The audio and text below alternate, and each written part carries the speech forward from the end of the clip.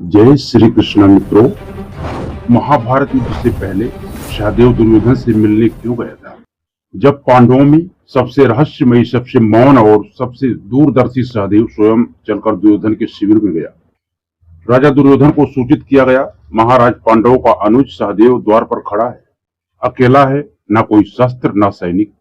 दुर्योधन चौंका, सहदेव यहाँ इस समय?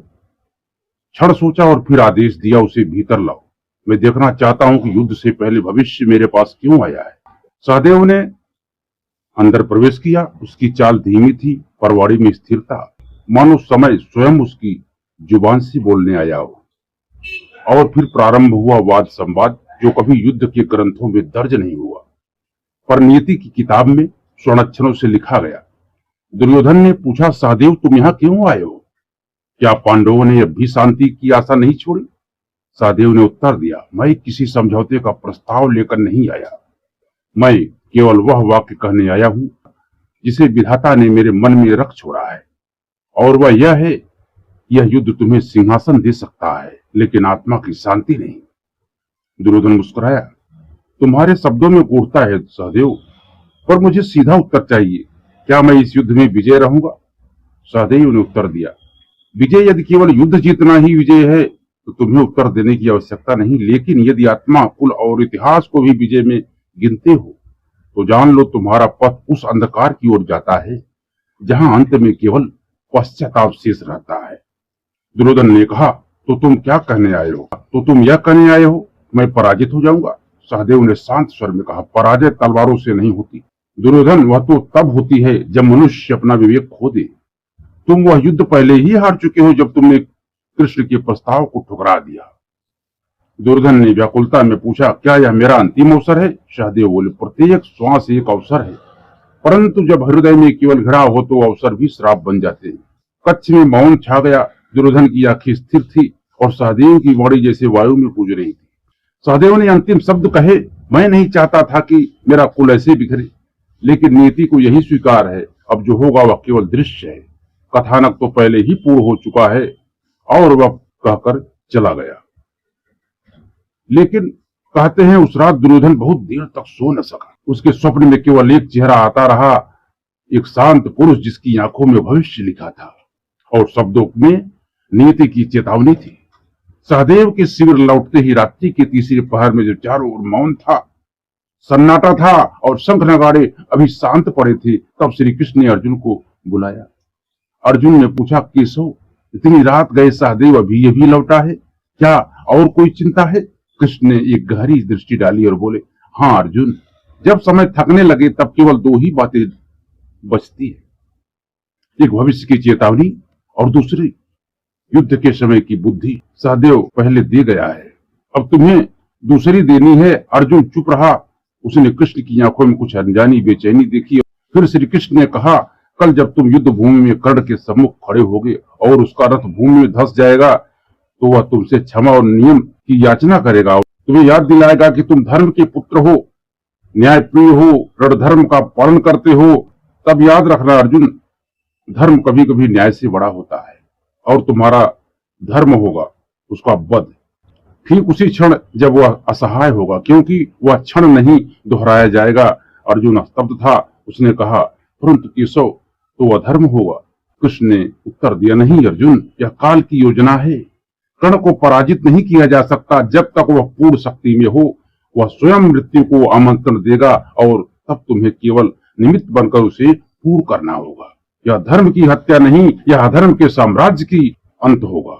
उस क्षण अर्जुन को समझ नहीं आया यह कैसी आज्ञा थी, पर जब युद्ध भूमि में वह दृश्य आया, जब कर्ण का रथ सच में भूमि में धंस गया दोस्तों, और उसने अर्जुन से कहा, मुझे नियम अनुसार युद्ध करने दो, रथ निकालने दो, तो अर्जुन के कानों में उसी रात की वह वाणी गूंजी, श्री कृष्ण की गूढ़ चेतावनी। और तब उसने समझा, कभी कभी सबसे बड़ा अधर्म अवसर को खो देना होता है। और इस तरह जिस दिन सहदेव ने भविष्य बताया, उसी रात श्री कृष्ण ने उसे पूर्ण करने की आज्ञा दे दी। एक वाणी ने चेताया और दूसरी ने उसे चेतावनी को यथार्थ में बदलने का उपाय सुझाया। यही थी वह रात्रि जो इतिहास में नहीं लिखी गई, परंतु जिसने सबसे निर्णायक क्षण की नींव रखी। जब कोई सहदेव का नाम लेता है तो वह उसे सबसे शांत, सबसे संयमी और सबसे विचारशील पांडव मानता है। पर बहुत कम लोग जानते हैं कि सहदेव मात्र एक योद्धा नहीं बल्कि एक ज्ञाता था। उसे भविष्य का संपूर्ण ज्ञान था। जी हाँ, सहदेव वह पात्र था जिसने महाभारत का हर क्षण पहले ही जान लिया था, परंतु वह उसे कभी नहीं किसी से कहा। क्यों? क्योंकि सहदेव को एक विचित्र श्राप मिला था। यदि उसने जो कुछ भी देखा या जाना है वह किसी से भी कहेगा तो उसी क्षण उसकी मृत्यु हो जाएगी। यह रहस्य कैसे शुरू हुआ? यह तब की बात है जब पांडव बाल्यकाल में थे। कुंती उन्हें हस्तिनापुर ले आई और वहां कुछ विद्वानों ने और ज्योतिषों ने यह बात सहदेव को बुद्धि विलक्षण है बताई। उसकी गणना, उसका चिंतन, उसकी ग्रह नक्षत्रों पर पकड़ असाधारण थी। परंतु एक दिन सहदेव जंगल में एक अश्व की खोपड़ी के समीप गया। उसे देखा और जैसे ही उसने उस अस्थि को स्पर्श किया उसके भीतर उसकी आत्मा जागृत हुई। उसने उस खोपड़ी के माध्यम से त्रिकाल ज्ञान प्राप्त कर लिया। उसी क्षण सब कुछ दिखा उसे। महाभारत का युद्ध, कर्ण की मृत्यु, द्रौपदी का चीरहरण, स्वयं अपनी मृत्यु, अश्वत्थामा का क्रोध और यहाँ तक कि श्री कृष्ण का देहांत भी उसे सब ज्ञात हो गया। लेकिन तभी आकाश में एक घोर गंभीर वाणी गूंजी, सहदेव तू अब ब्रह्म ज्ञान से युक्त हो गया है, पर यह ज्ञान तेरे लिए नहीं है। यदि तू इस ज्ञान को किसी से साझा करेगा तो उसी क्षण तुझे मृत्यु दंड मिलेगा। अब तू जानकर भी मूक रहेगा, यही तेरा धर्म है। और तभी से सहदेव मौन हो गया। यह बात केवल 3 लोगों को पता थी, श्री कृष्ण को, वेदव्यास को और तीसरा सहदेव।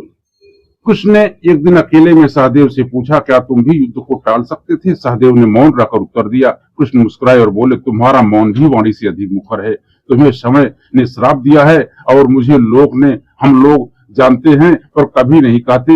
युद्ध से पूर्व युधिष्ठिर ने सभी से सलाह मांगी। द्रौपदी ने, नकुल ने, अर्जुन ने और भीम ने अपने अपने मत रखे, पर सहदेव मौन रहा क्योंकि उसे सब कुछ पता था और वह चाहता था यह युद्ध ना हो, पर वाणी उसका साथ नहीं देती थी। और एक दिन भीम ने गुस्से में कहा, तू सबसे शांत रहता है पर भीतर क्या है कोई नहीं जानता, कहीं तू कौरवों से तो नहीं मिला हुआ है? सहदेव ने कुछ नहीं कहा, लेकिन उस रात वह अकेले बैठकर रोया। कथा का चरम एक बार श्री कृष्ण ने जानबूझकर सहदेव से कहा, यदि तुम मुझे बताओ कि इस युद्ध का परिणाम क्या होगा तो मैं प्रयास करूंगा कि इसे टाल सकूं। क्या तुम कुछ कहना चाहोगे? सहदेव ने आंखें बंद कर ली, होठ कांप उठे और शब्द नहीं निकले। और फिर उसने धीमे से कहा, मैं केवल इतना कह सकता हूं कि जो होना है वही होगा, क्योंकि कुछ सत्य जानना और उसे सह पाना दोनों एक जैसे घातक होते हैं। और अंत में जब महाभारत का युद्ध समाप्त हो गया, सब कुछ नष्ट हो गया, जब कृष्ण द्वारका लौटने लगे, तब सहदेव ने उनसे अंतिम बार पूछा, क्या मेरा मौन व्यर्थ गया? कृष्ण बोले, नहीं सहदेव, अगर तुम बोलते तो सब कुछ बदल सकता था, परंतु वह सब कुछ शायद और भी अधिक विनाशकारी होता। तुम्हारे मौन ने समय को उसकी गति दी और यही ब्रह्म का कार्य है। और इस तरह सहदेव जो सबसे कम बोला वह सबसे अधिक जानता था। वह पांडवों का गूढ़ भविष्य वक्ता था, जिसे वाणी ने नहीं मौन ने अमर किया। यह एक मौन त्रासदी थी जिसे न कोई युद्ध जीत सका, न कोई शास्त्र लिख सका। महाभारत का सबसे बड़ा रहस्य शायद वह था जो सहदेव के हृदय में भी दफन रह गया। तो सहदेव सब कुछ जानते हुए भी मौन क्यों था, यह हमने आपको बताया। हमें आशा है कि आपको हमारी ये वीडियो अच्छी लगी हो और इसके बारे में आपका क्या राय है वो आप सुझाव दे सकते हैं और कमेंट में जय श्री कृष्ण अवश्य लिखें। और यदि आप लोग हमारे चैनल नए हैं, चैनल को सब्सक्राइब करके बेल आइकन को जरूर प्रेस करें ताकि हमारे शास्त्र पुराण के बारे में आपको जानकारी हमेशा मिलता रहे। मिलते हैं दोस्तों अगले वीडियो। जय श्री कृष्ण।